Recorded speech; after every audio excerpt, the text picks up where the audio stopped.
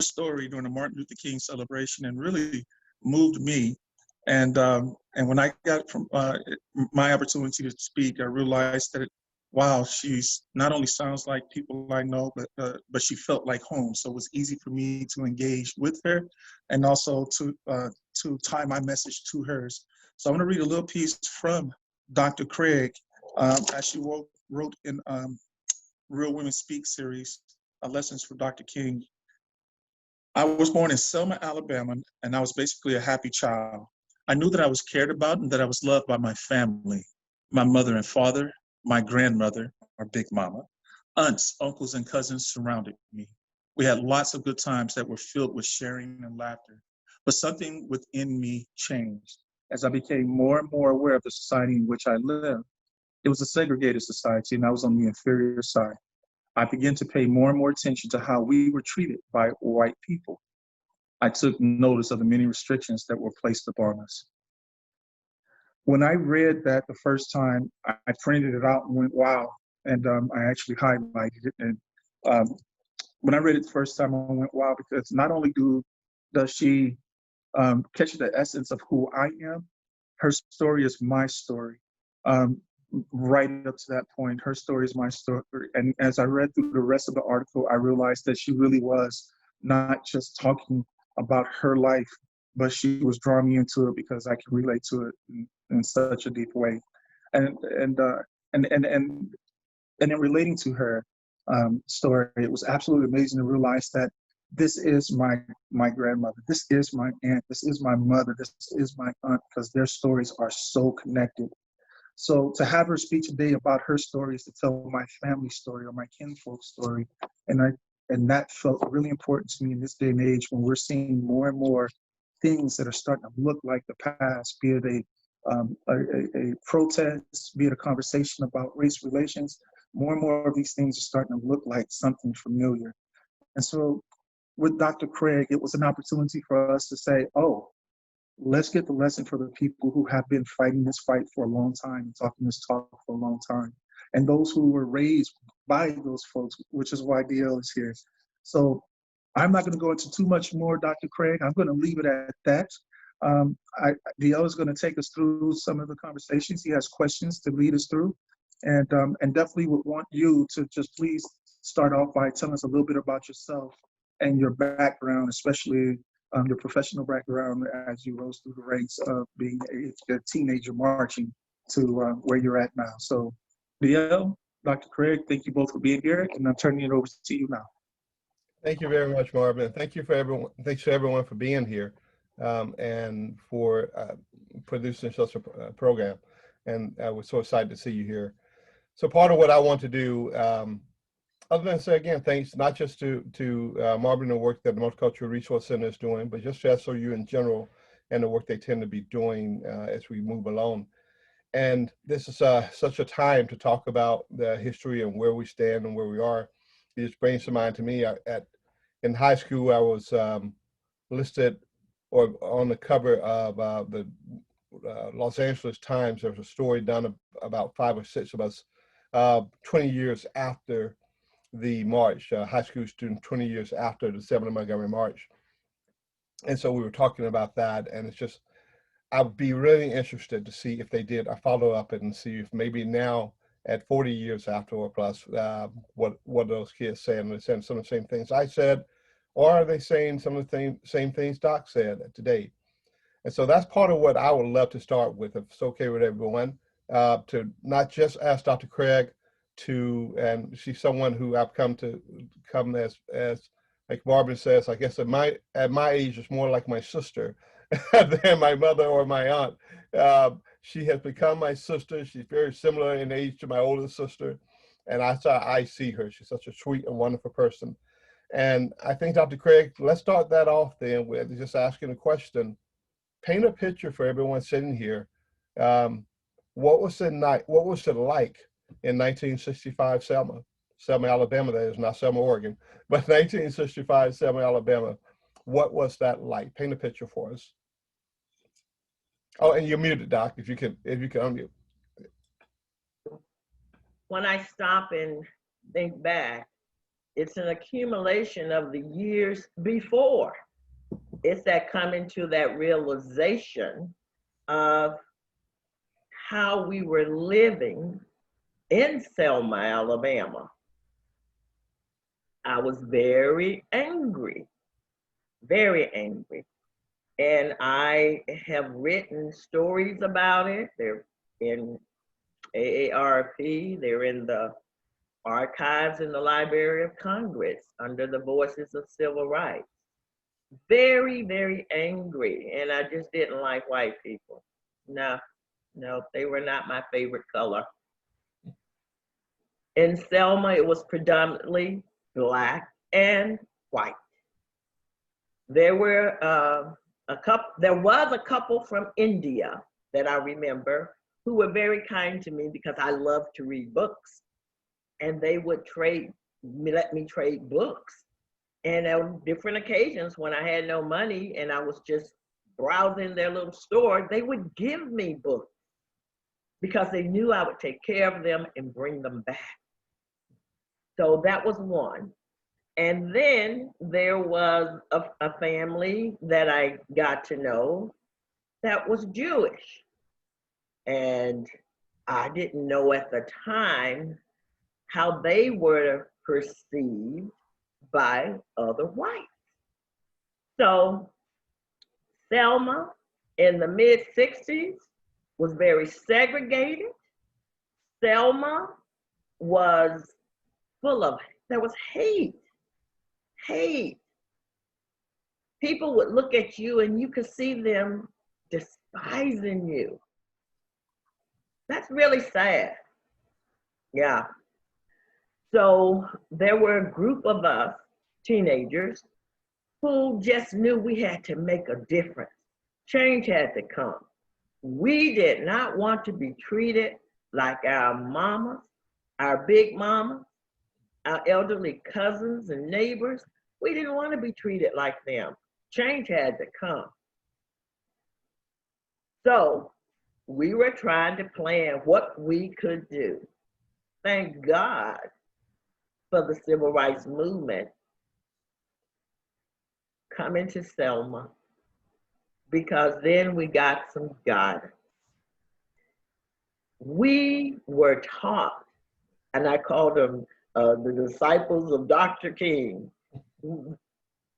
They would talk to us about controlling our emotions and our anger, and explain to us how violence would only cause us to be killed, that Dr. King had his movement.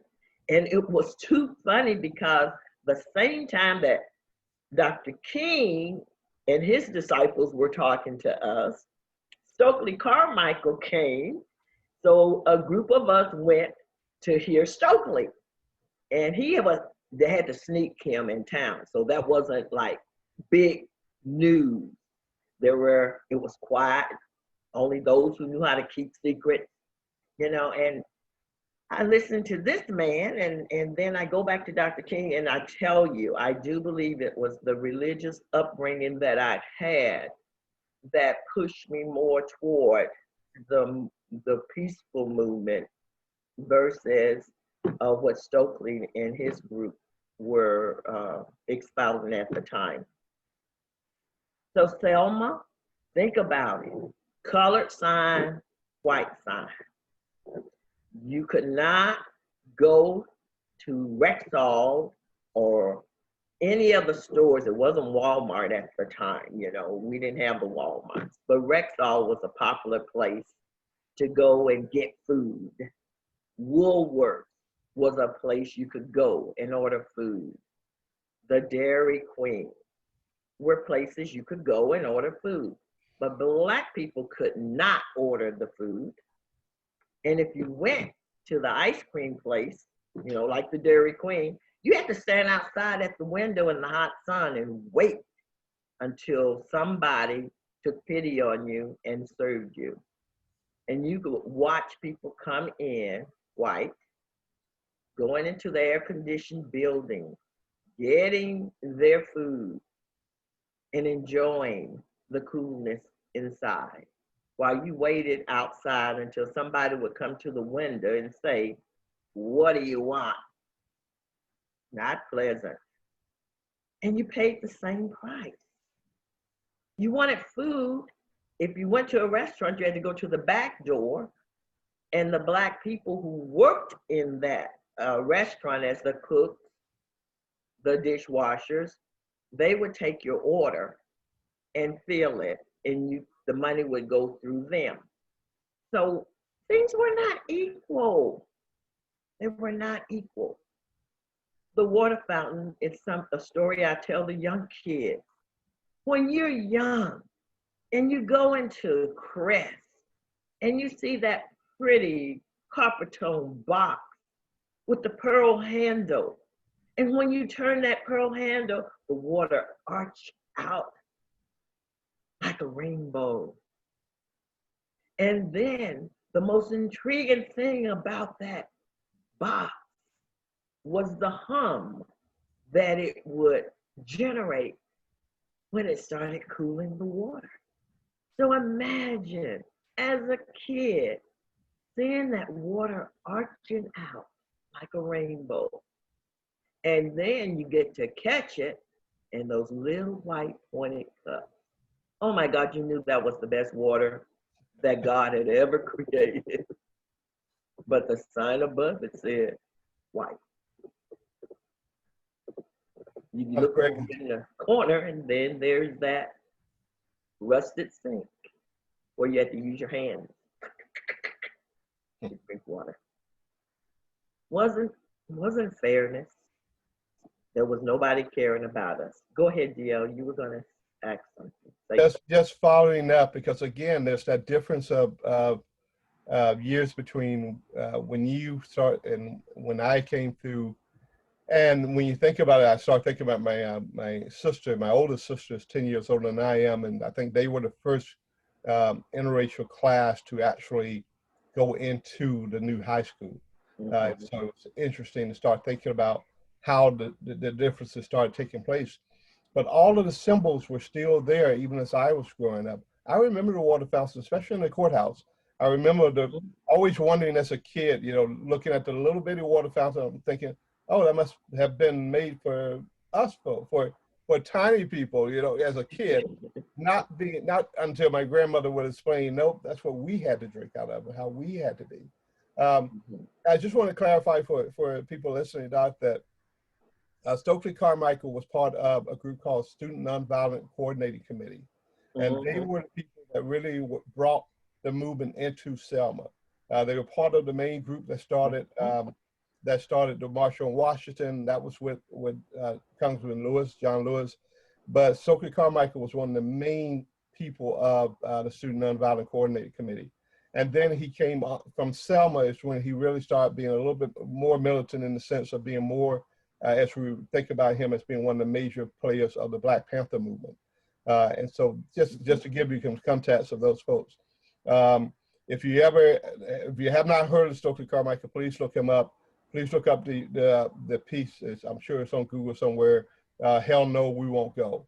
And that is probably one of the famous pieces he's ever done, speeches he's ever done. Incredible person. He did a lot of work, a little bit outside of Selma. It's a place called Lowndes County, Alabama. Oh, yeah. A lot of people in Lowndes County as well. And it will give you a lot of, there's a book about Lowndes County entitled Outside Agitator. And that work in itself has a lot about Stokely in it. And so as I'm talking about that, Doc, and I get to that point, I would love, if you don't mind, just telling people a little bit about, when we talk about King's lieutenants and we talk about the unheralded heroes, I think I would love if you wouldn't mind bringing up just about two of the lieutenants that were there in Selma. One may be J.L. Chestnut, and the other being Dr. Fred Reese, who was a major part of SNCC coming in. He was the one that actually invited SNCC into town to help start this movement. Yeah, well, we heard a lot from them because they were local and well known in the community. The kids didn't pay too much attention to them. I have to be honest. they would hold the meetings and they would speak, and they were speaking predominantly to the grown folk, the elderly and the grown folk. And they really didn't want to be bothered too much with us because we were more uncontrollable, so to speak. So they have a lot of credit. I think the one that you don't know about or haven't heard much about was E.L. Doyle, Doyle. Now, Mr. Doyle, I'd known him growing up, and he became the first Black councilman in the city of Selma. Now, I listened more to Mr. Doyle than I did to Dr. Reese and all of them. They weren't talking to us. It was Dr. King's soldiers, his lieutenants, but we called them the disciples, that came. Half of them, I'd say a little bit more than half, didn't want to be bothered with us either. But there were several who knew that we were going to be important. We'd go to the mass meetings, we'd sit on the floors in the corner, and we'd listen. And we weren't being addressed. I'm sorry. It wasn't until Dr. King's group came that we really got recognized. When they saw the movement faltering, the older people were afraid. They had been threatened with loss of job. They'd been threatened with loss of their home. Most Blacks did not own their home. They paid rent, and the rent went to the white, not the Black. So the elderly, they were hoping, but they were afraid. And we, as teenagers and the kids, no, change gotta come. So I can't speak a whole lot. They were leaders, but the youth, they were not important in our side.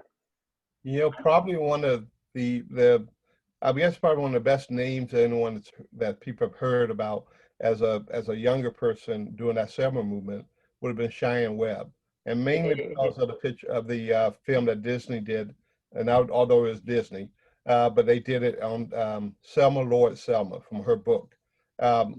You want to speak a little bit about that, the children movement in that mindset? I cannot talk too much about Cheyenne. She was more along the age of my sister.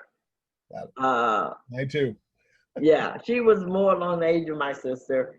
And Cheyenne did, but see, even my sister was in the presence of Dr. King because he used to stay at Dr. Jackson's house right around from us.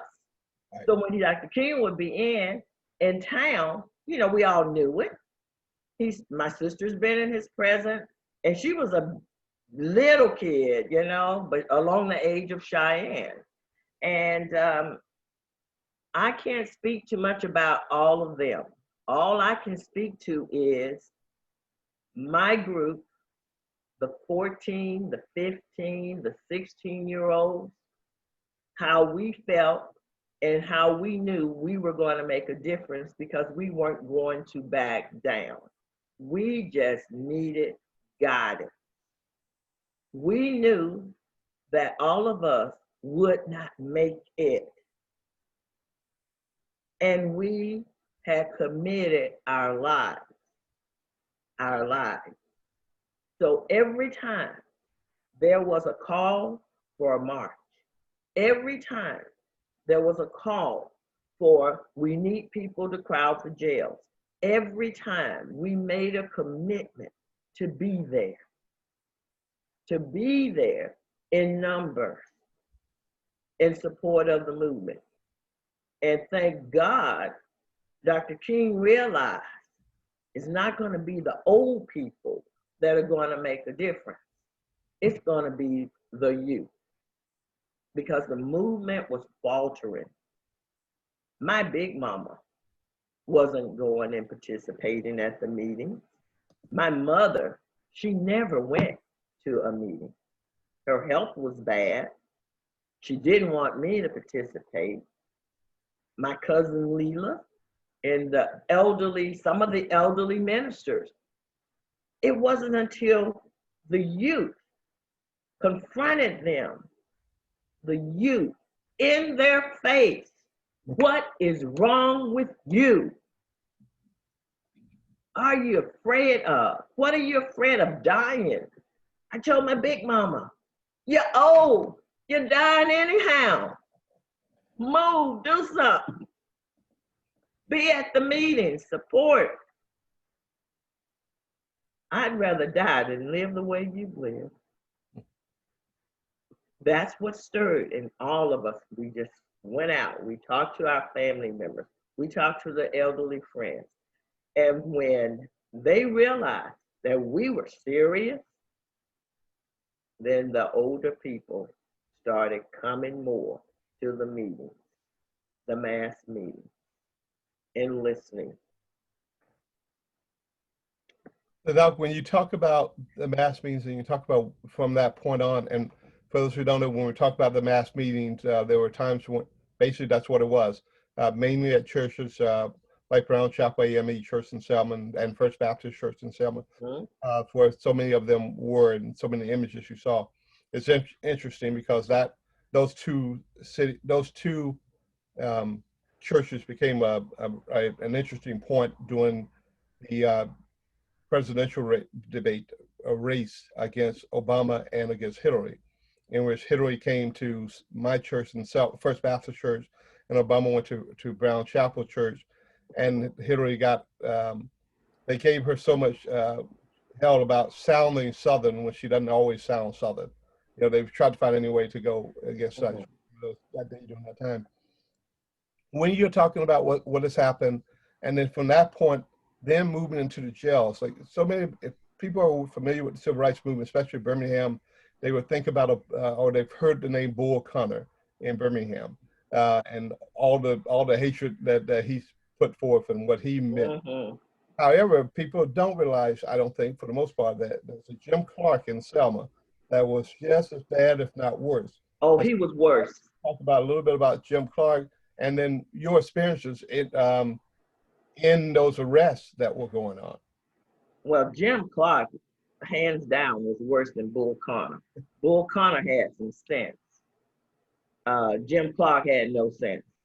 Jim Clark was I tell kids when I speak about growing up in Selma and participating in the civil rights movement, read up on two bullies and you'll see the difference. Jim Clark was, I am it, what I say go, and if you don't do what I tell you to do, I'm just gonna beat the life out of you. And he meant it. He was uncontrollable. The commissioners and all knew it. They could not control that man. And I know that that's the reason the Selma to Montgomery March, Selma was picked as the place to do to have that meeting and start that march for the voters to push and everything, because Jim Clark was uncontrollable. He was the man and nobody else could tell him any differently. Remind me of somebody else I know today. But this man, we would go to jail. We'd march and we'd go to jail. Now, while you're marching, they beating on you with the billy club. They get you in jail, they're beating on you with the billy club because they want to break your spirit. That was the goal. Break their spirit so they'll never want to march again. And this is why you had to have a commitment. You had to know deep in your heart that once they got you in jail, they could do anything they wanted to you. And there was no one who could stop them. I would go to jail We'd be bunched in, and believe me, there was no cots for us to just lay on.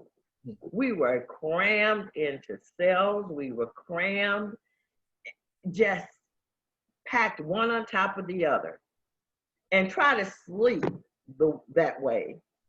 Then knowing that they're going to come in at some point and start wielding the billy club and then prodding you with the cattle prod.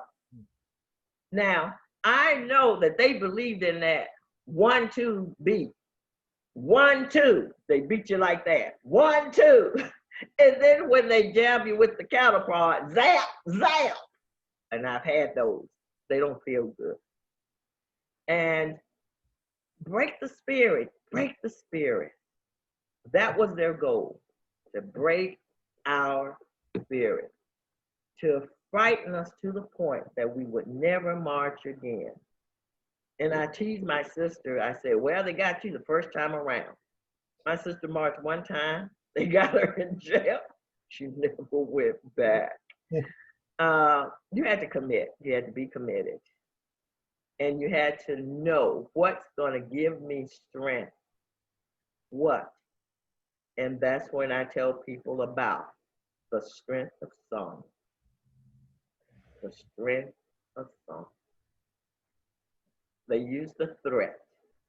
We combated the threat with song and with prayer. Because the threat was great. Thanks, Doc. When we were listening, I can't help but start thinking about when we talk about things that were going on in Selma and thinking about things that are going on now, especially in the Portland area and what have you. This is all not new. We've been going through it. We've been going through it, and it's not new. Period. In the sense of 1965 in Selma, the reason everything got started in Selma, one of the reasons why everything got started so much in Selma, there's a little town right outside Selma, about the same distance as it is from Ashland to, I guess, from Ashland to Phoenix. Mary. A little more than that, barely, right?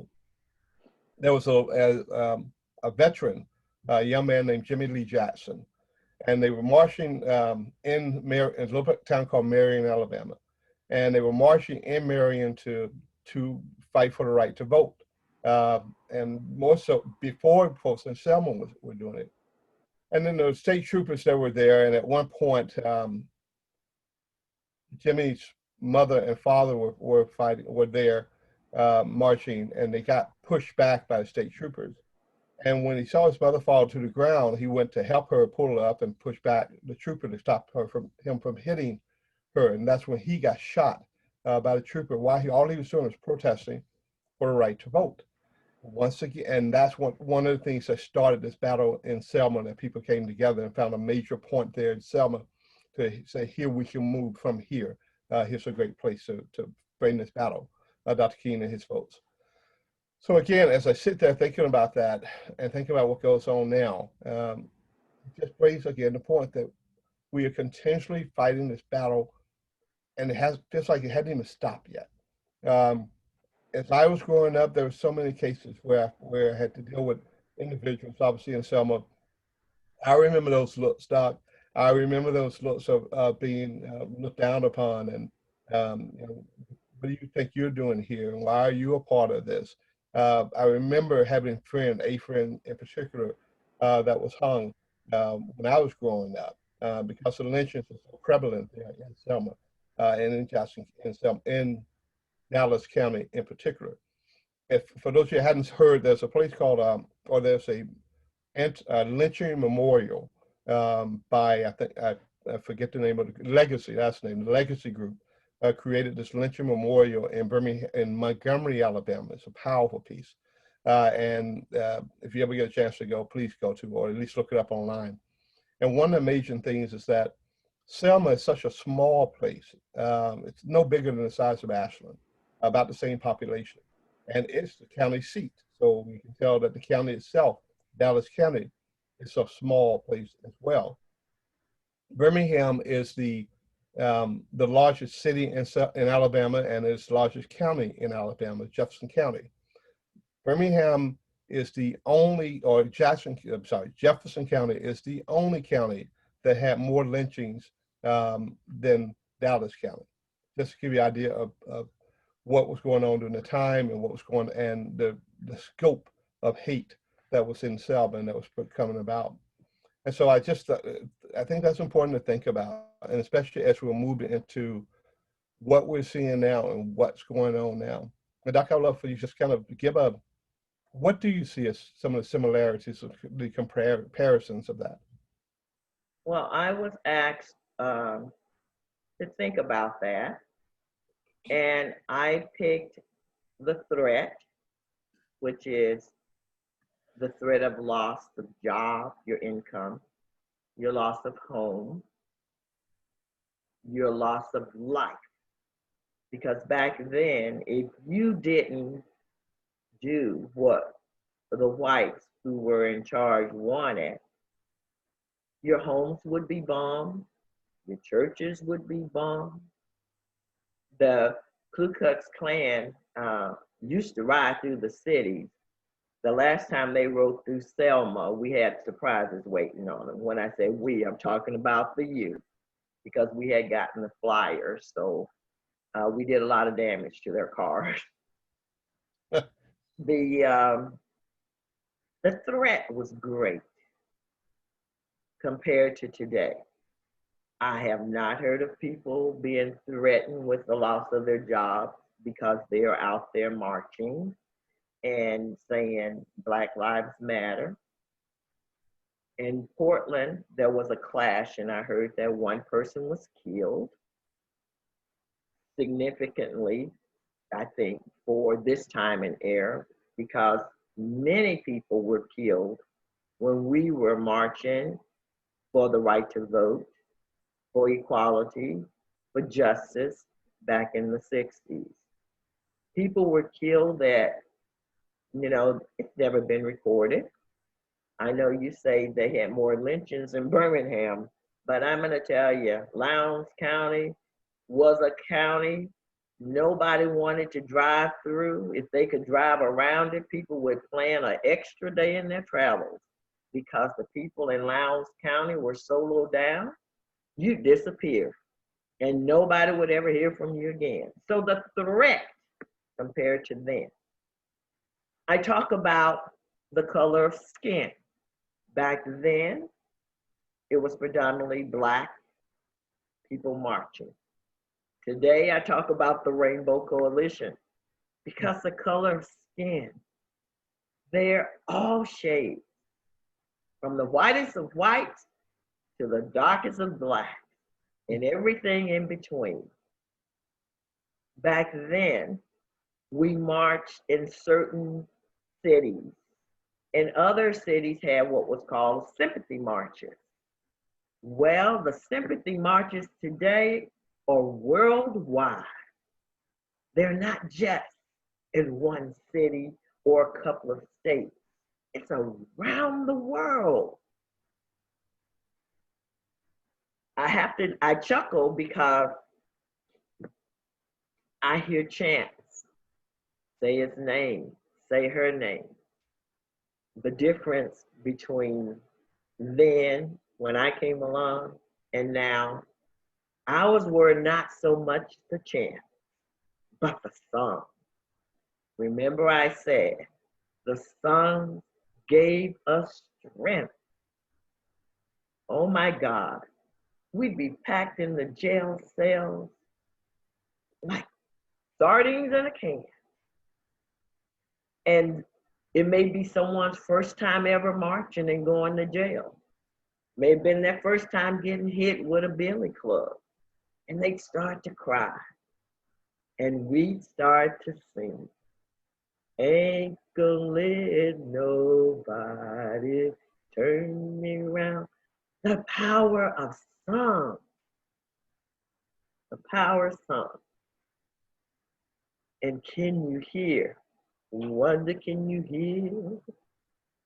Hear those freedom bells tolling. And we said, one person would start, then another and another, and pretty soon the sheriffs, the deputies, they're shouting, shut up that noise, stop that noise. But the guys who were over in the other cells or the other part of the jail, they'd hear it and they pick it up. And that empowered us. So when you stop and think about the differences, the threat that we encountered,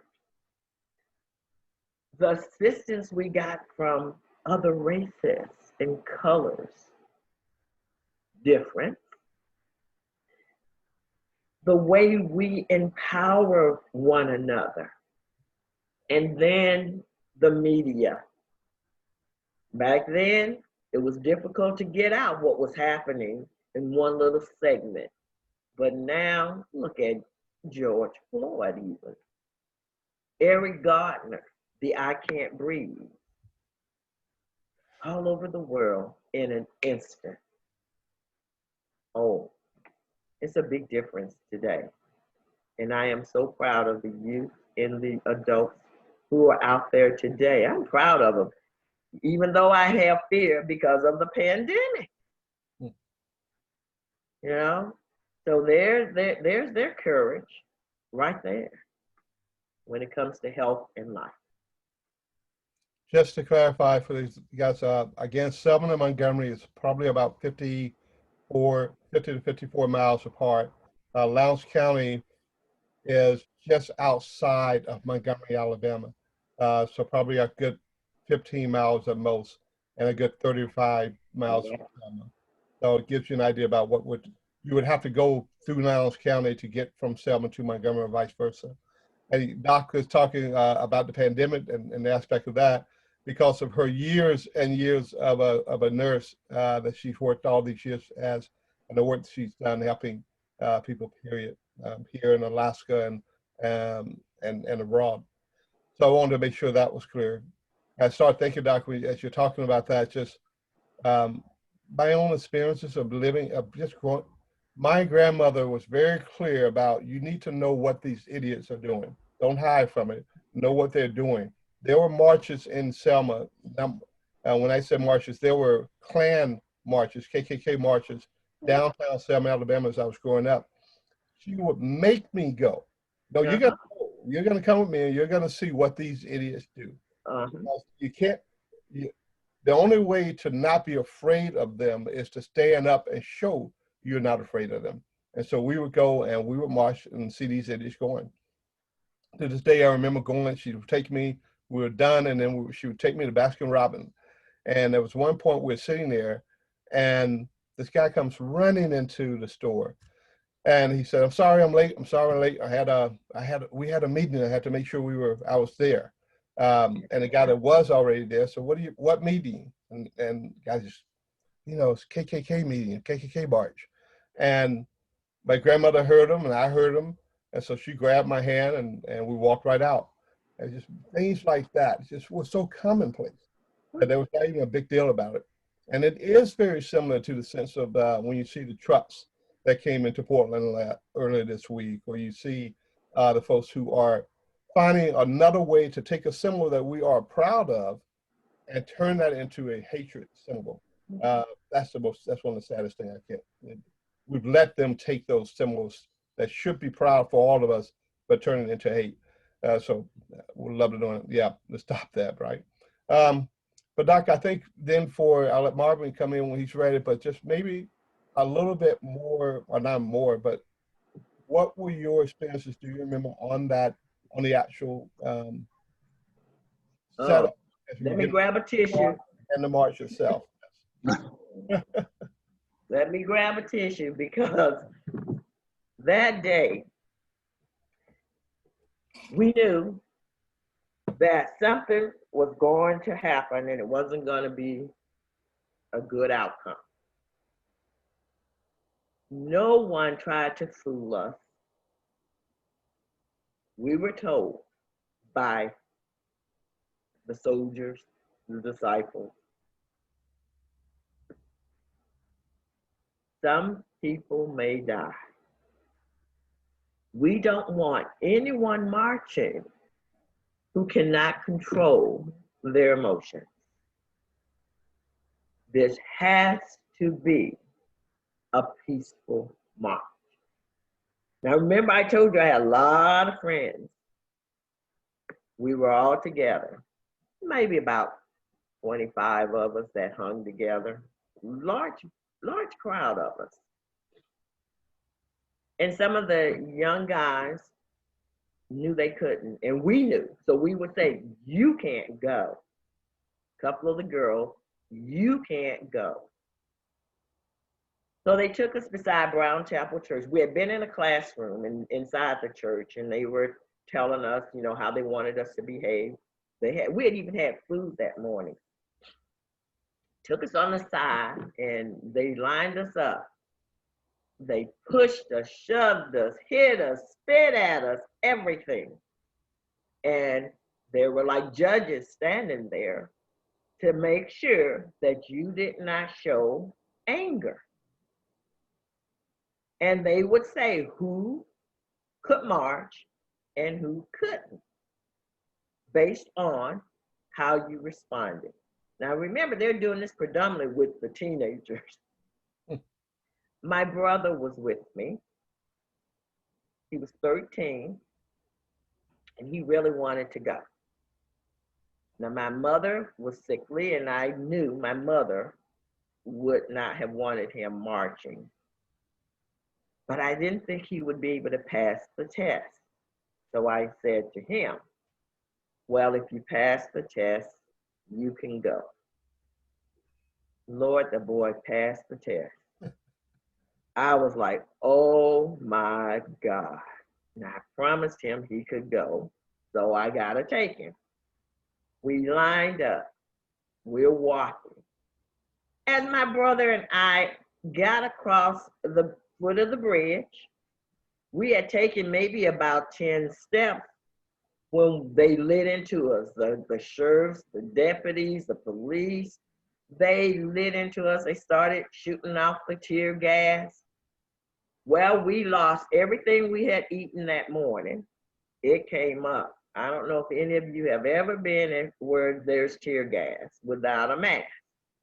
It is not pleasant. We were retching, just nothing. There was nothing left to come up but mucus. I grabbed my brother because I knew I needed to be his protector.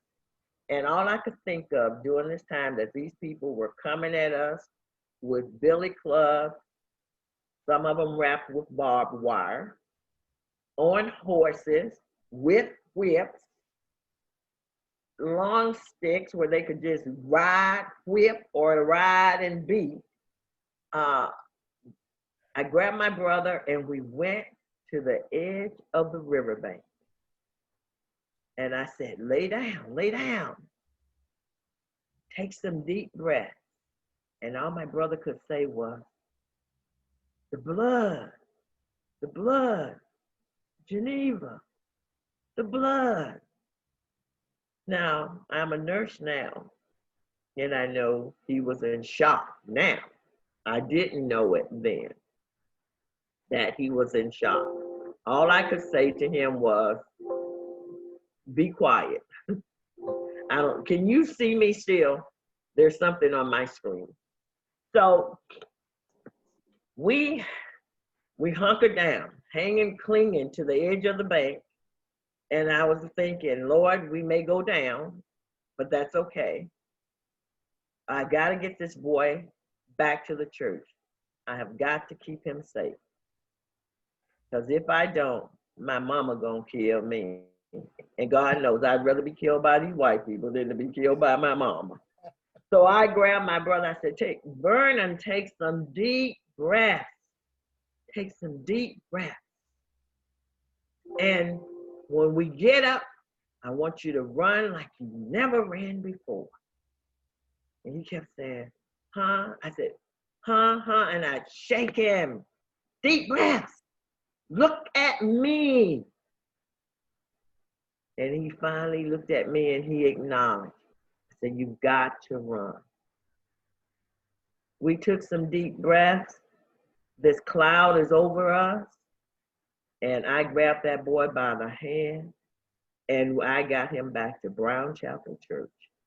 But I've always, and I was saying, if the man on the horse is coming, let me take the blow. Do something. Get my attention. Let me take the blow. I've got to keep you safe.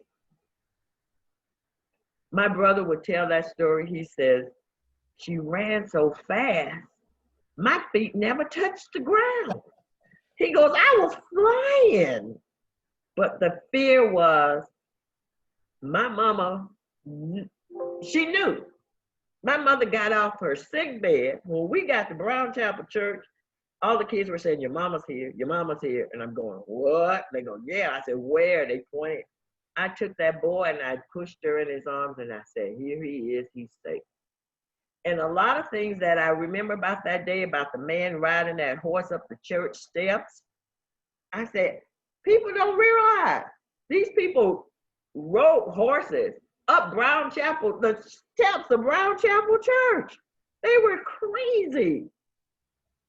They just wanted to just beat the life out of us and beat us into submission. True Bloody Sunday. Blood was everywhere.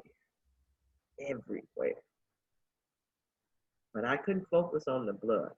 I had to keep that boy safe. That was my mother's heart. He was. Just for an idea about distance again, folks, if I guess from SOU to the plaza would be about the distance from the bridge to Brown Chapel Church. And so that's the distance she's talking about running to and having to get people to. And I always remember my grandmother talking about opening the doors up and how many people would open it so that people who were fleeing would have somewhere to run into and get away from and get away from the troopers. Probably one of the heroes that you probably never heard of again was, as I knew growing up, he was a DJ, but radio DJ, but his name was Ace Emerson.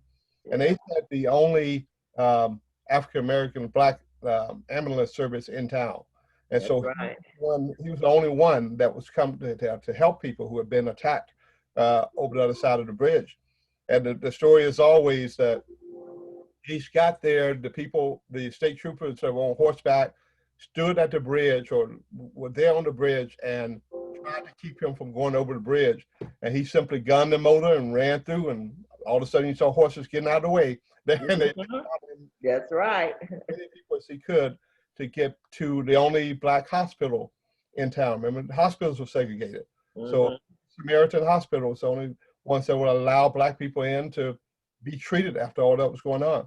So that's why so many people ran into houses to get treatment, to get away from the beatings.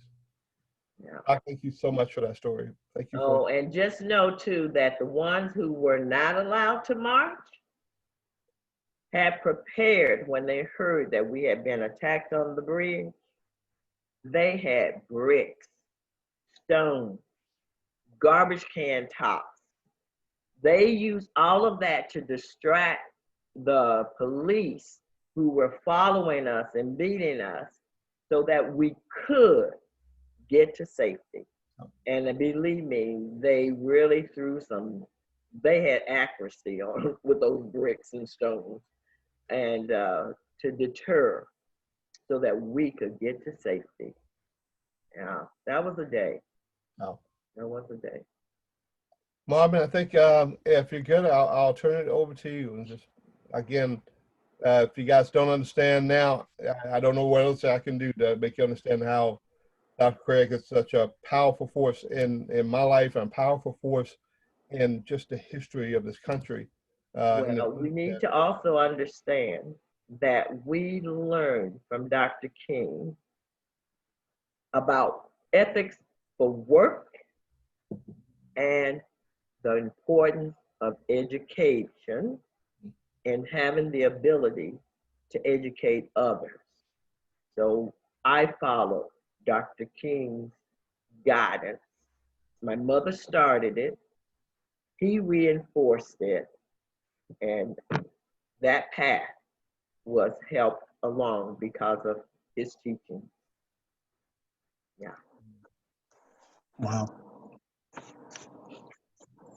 Dr. King, thank you so much. I've got notes written down, but my heart just kind of swelled up and got into some pieces that I've heard other family members tell me about. I can Thank you. say Yes. some of my stories are on YouTube under Andy Draper, Draper. Andy was here in Southern Oregon, and some of you may know him. He was associated with the VA. And we recorded a number of my stories, and he put them on YouTube so others could hear and learn. Because we just touched on a little bit, but the upbringing and the things that I learned from my big mama about knowing self, you have to know yourself better than anyone else. Mm-hmm. Yeah, that gave me strength because Big Mama forewarned me that others would come into my life to tell me who I am, how I am, and how I ought to be. And if I didn't know myself, I was going to believe them. Mm-hmm. And that's how she said it. Came from my mother and grandmother, that those powerful people. When I would tell them I was raised by my mom and grandma, they would say, "Well, so you came from a single parent home?" Oh no, I came from a double parent home. Not traditional, I did too. but I came from a double parent home. And if you don't believe me, let me tell you, I know that the belt was wielded by my grandmother as hard as any man could have. So Mm-hmm. out of that. I was my daddy's child. He wouldn't spank me. But Big Mama would. See? Well, thank you both so much. I want to honor everyone's time. It's 12:32. I know folks have to get off. Dr. G, thank you. Bill, thank you. You know, if you don't learn from your past, it'll be part of your future, right? And here we are. We haven't quite learned it, but the lesson is still valuable. And being able to relate to what's going on now from the perspective of not just a winner and a survivor, but a leader from the movement in the 60s is so absolutely a privilege and an honor to have. So thank you. Thank you both for your insights and your knowledge around this. And thank everyone for participating and being here for it. It is recorded. We will send it out to folks, make it available. And I would encourage you to go look up those YouTube videos. I know I am. So thank you all very much. Have a wonderful rest of the day. And I hope that this little piece of history right now motivates us all to really, I guess, get to doing the work that needs to be done so that we can say that this is all in the past and our future looks that much brighter. Thank you. Have a great rest of the day. Thank you, Marvin. Thank you for all you do. Thank you, boss. Thank you. Bye.